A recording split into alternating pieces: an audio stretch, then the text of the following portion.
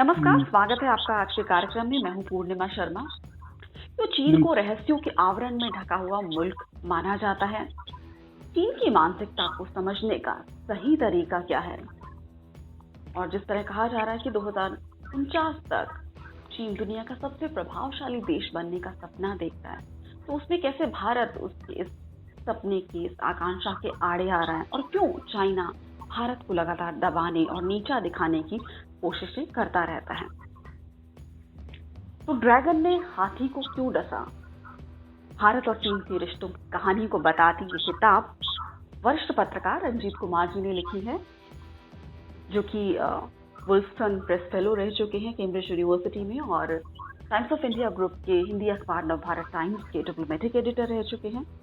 एक लंबा अरसा उन्होंने चीन में गुजारा है। चीन की मानसिकता को समझते हैं, एक तरह से कहा जाए तो चीन में कि क्या हालात थे उस समय 80 के दशक में, उसको उन्होंने करीब से देखा। रंजीत जी, स्वागत है आपका हमारे कार्यक्रम में। नमस्कार, धन्यवाद।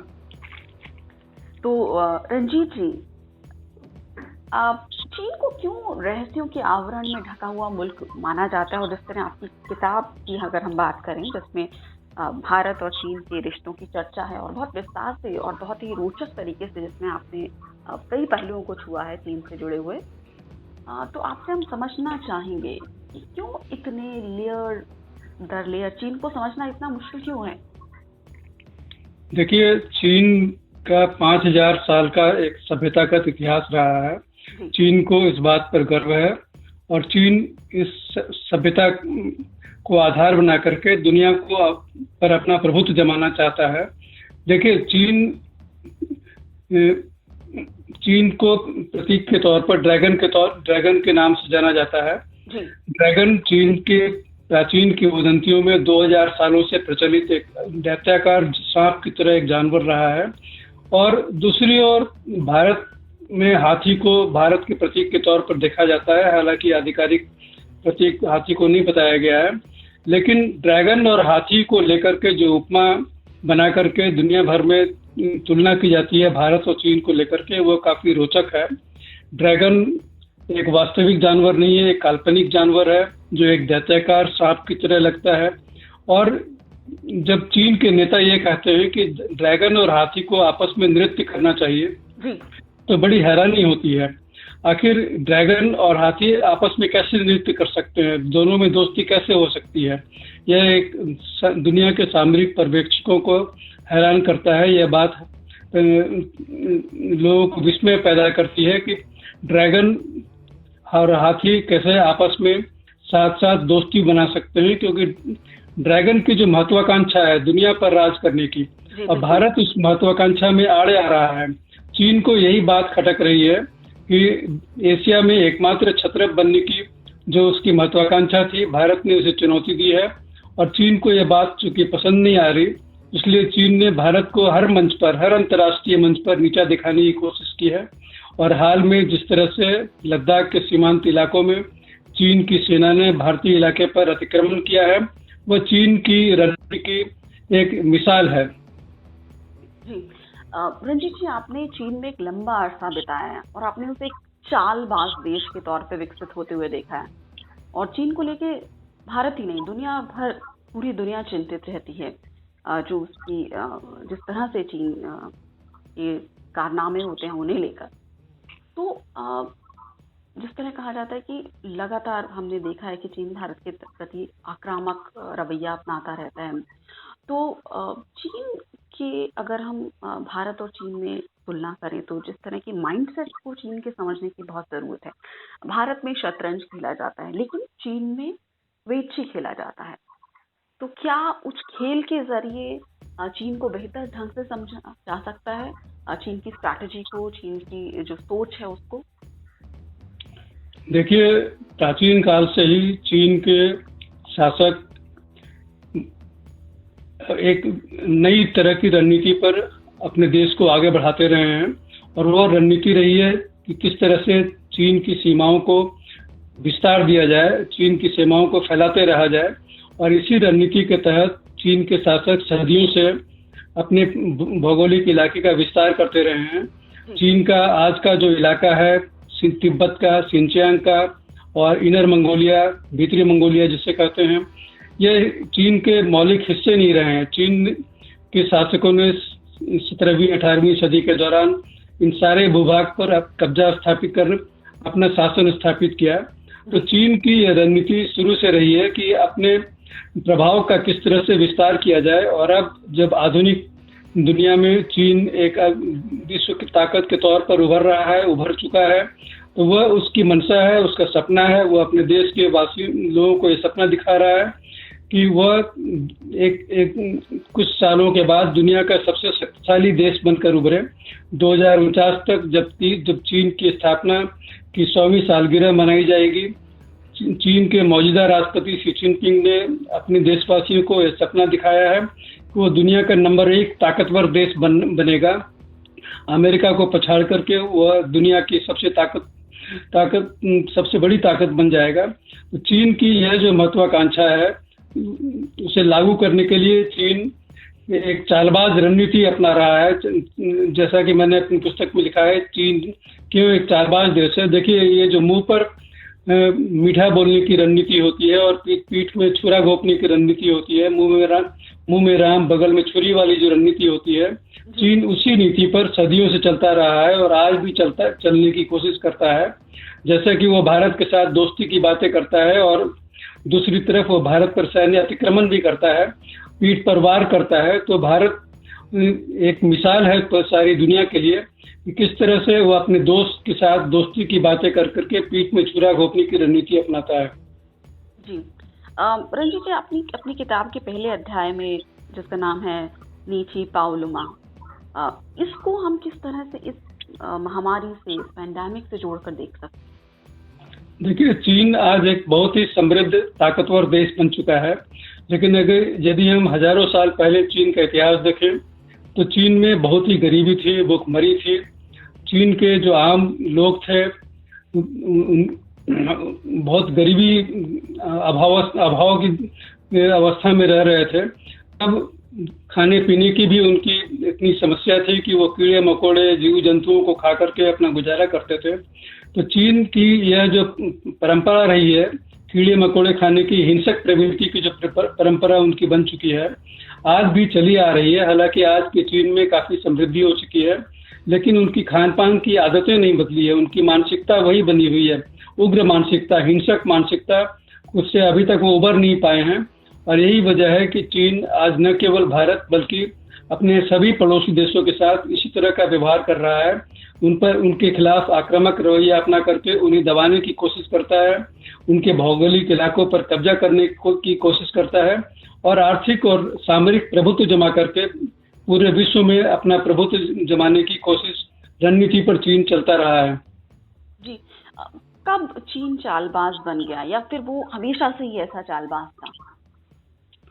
चीन की सदियों से ऐसी मानसिकता देखने में आई है, जिस तरह से वह पड़ोसी देशों पर अपना प्रभुत्व जमाने की रणनीति अपनी चालबाज रणनीति के तहत लागू करता रहा है।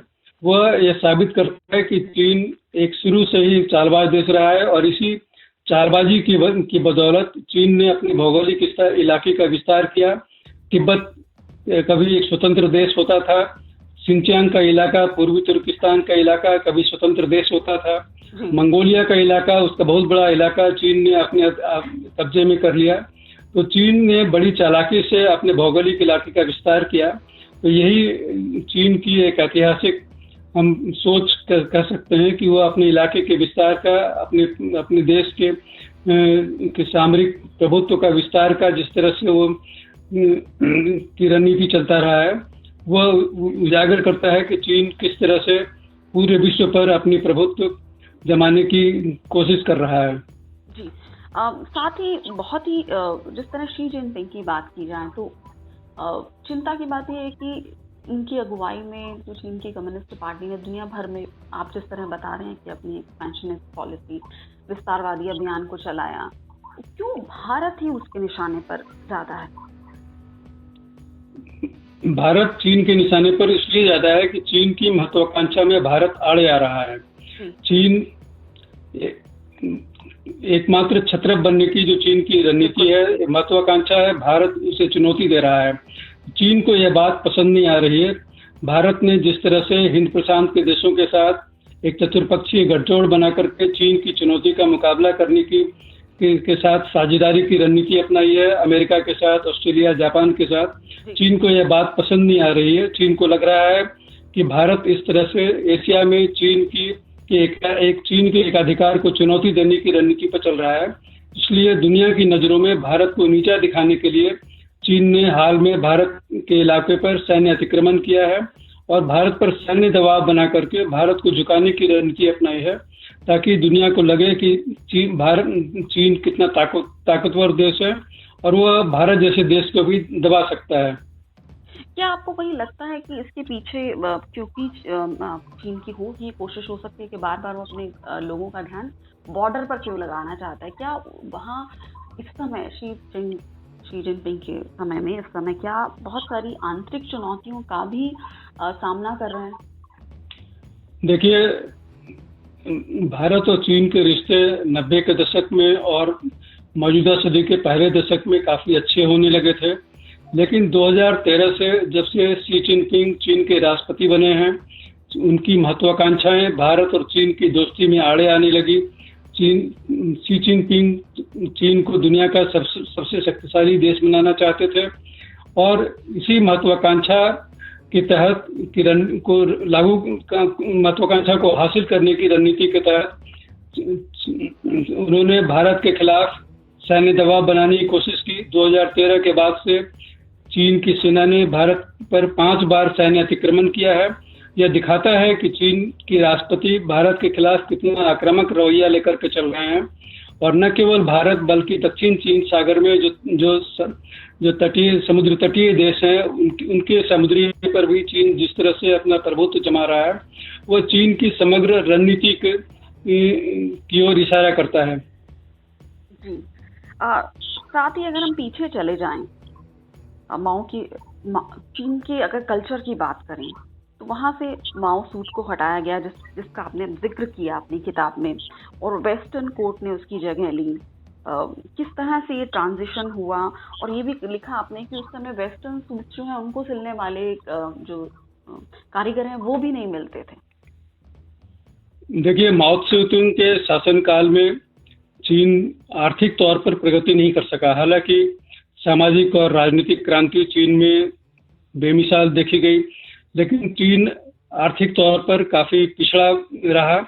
1980 के दशक में तंग शाओपिंग जब चीन के प्रमुख सबसे बड़े नेता बने, शिखर पुरुष कहे गए, उन्होंने चीन को प्रगति के राह पर ले जाने के लिए 4 आधुनिकीकरण का एक रास्ता दिखलाया। 4 मॉडर्नाइजेशन जिसे कहते हैं, उसकी एक महत्वाकांक्षी योजना लागू करनी शुरू की और चीन को आर्थिक विकास की राह पर खड़ा किया।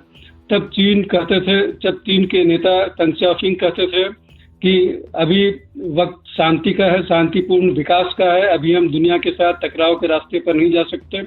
और एक बार जब चीन ने शांतिपूर्ण तरीके से आर्थिक विकास का लक्ष्य हासिल कर लिया, तो वो सामरिक लक्ष्य को हासिल करने की दिशा में आगे बढ़ना चाहता है। शी जिनपिंग की जो आक्रामक रणनीति है वो चीन को दुनिया की सबसे शक्तिशाली ताकत के तौर पर स्थापित करने की है, और यही वजह है कि चीन न केवल भारत बल्कि विश्व के दूसरे देशों के साथ भी तनाव और उनका रिश्ता मोल ले रहा है।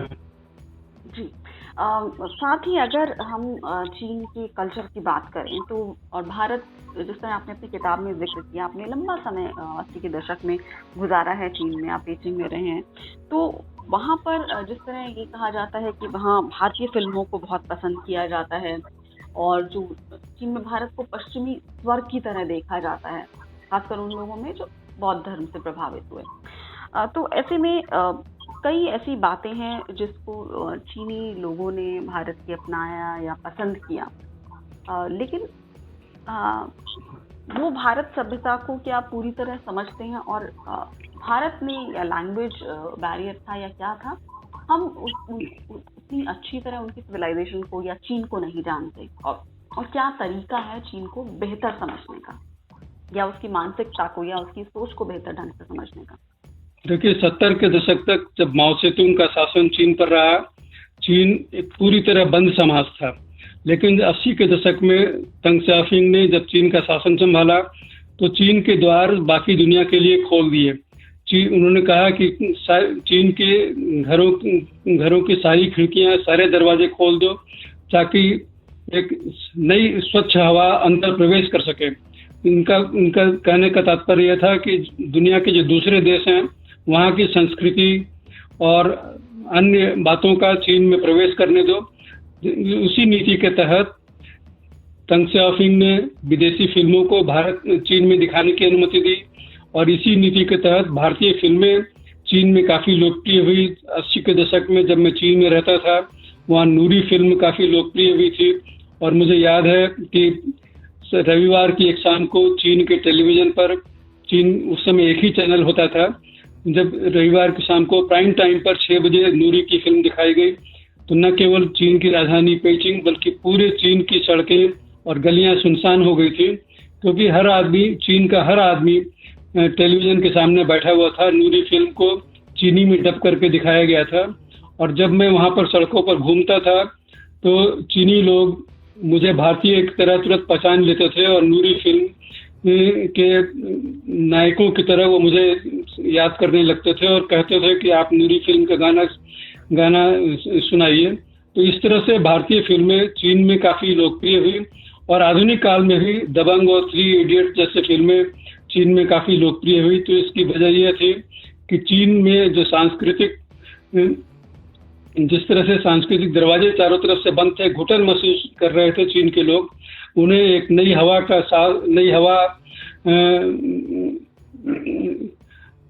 बिल्कुल। तो कहीं ना कहीं वो भारत की कल्चर से प्रभावित थे, उसको समझने की कोशिश कर रहे थे और जिस तरह आपने लिखा है कि भारत को पश्चिमी स्वर्ग की तरह देखा जाता था। अंत में मेरा आपसे ये सवाल है और संक्षिप्त में मैं आपसे समझना चाहूंगी कि भारत के लोगों को चीन को किस तरह समझना चाहिए, क्योंकि भारत के खिलाफ हर मोर्चे पर चीन के आक्रामक रवैये को हमने देखा है, दबाने की, भारत को नीचा दिखाने की, हर मोर्चे पर, इंटरनेशनल मंच हो चाहे अंतर्राष्ट्रीय मंच हो, कहीं भी हो, चाहे हमारे बॉर्डर्स हों, चीन अपनी चालबाजी से बाज नहीं आता है, साइबर अटैक करने से बाज भी नहीं आता है। वो ये भी दिखाने की कोशिश करता है कि हम आपके इंफ्रास्ट्रक्चर को भी नुकसान पहुंचा सकते हैं, उसमें भी घुस सकते हैं, उसको भी अस्त व्यस्त कर सकते हैं।